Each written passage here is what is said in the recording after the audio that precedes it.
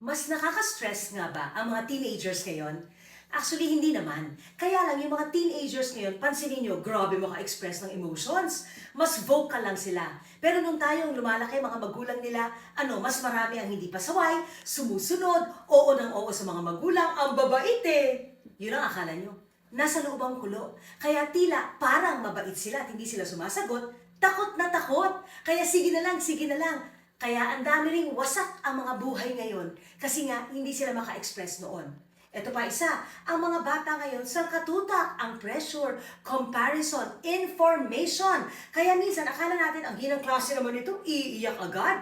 Ano sasabihin ng mga magulang? Nung kami ang lumalaki, nung kami ang pumapasok, ngayon iiyak na lang kayo? Teka muna, hindi kaya overloaded lang sa information?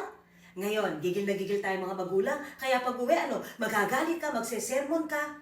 Hindi ko sinasabing bawal magalit, bawal magsermon, pero hindi naman yan sana ang ipapakain natin araw-araw. Kasi kung puro ganyan ang natatanggap ng mga anak natin at puro pagkukumpara rin dahil hindi natin sila matanggap kung paano sila ngayon, ay sige ka, sa labas hahanap ng kakampiyon. Think about that.